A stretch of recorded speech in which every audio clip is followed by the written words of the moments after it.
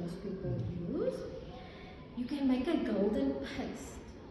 And this basically is where you mix your turmeric and your black pepper in coconut oil to make up a little paste. That paste you can store, you can add honey to that as well, you can store it and then just put it into like as a tea. So if you store it in the fridge, every morning you just take a spoonful in some hot water, use it as a tea. You can use it on inflammation, you rub the paste into the sore area. There's various ways to use it in its golden paste form. You can also make turmeric capsules. At Dis-Chem, you get these veggie capsules.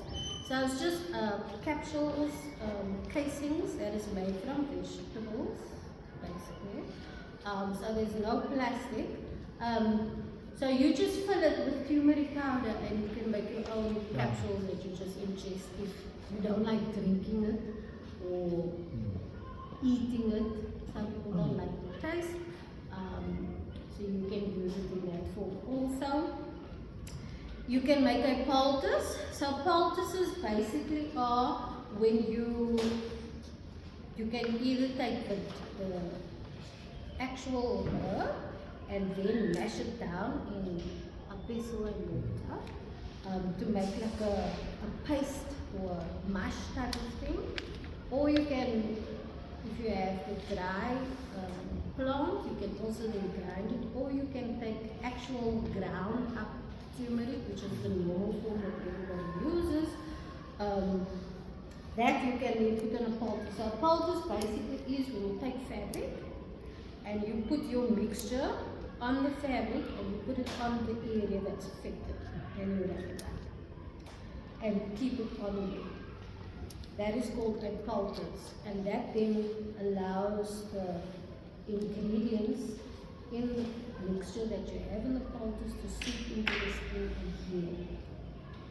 Then you can make your essential oils through steam distillation. That will then also activate the antimicrobial properties.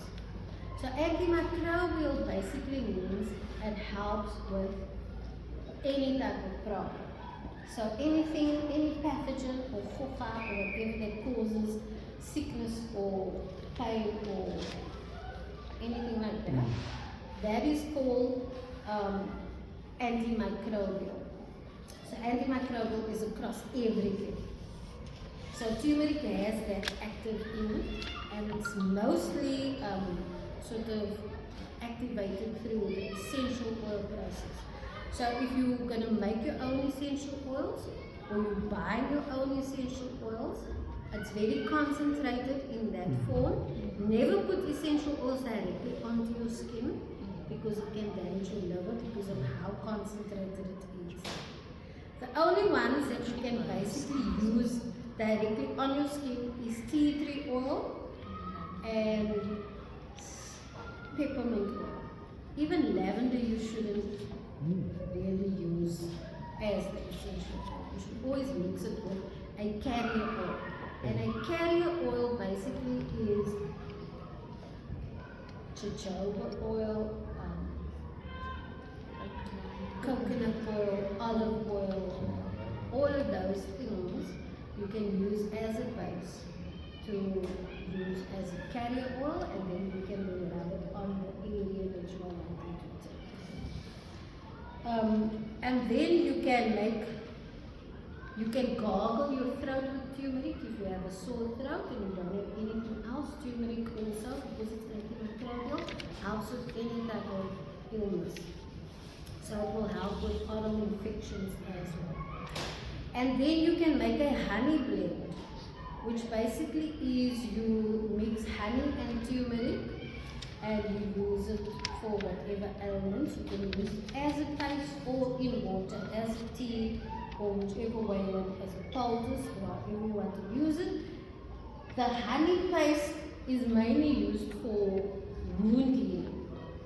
You can use it for other stuff also, like in wound boosting and so forth, because honey has those properties, but it's mainly used for wound healing. So if you have a burn or cut or something that just happened and you don't have like candle or anything else, you can grab some turmeric, grab some honey, make a little paste and put it on. It will also heal the problem. So that is how amazing God is by giving us all these various different types of herbs that can help with the same type of problem. So now, what I want to talk about is how to use turmeric in survival situations. And I'm sure COVID has activated that.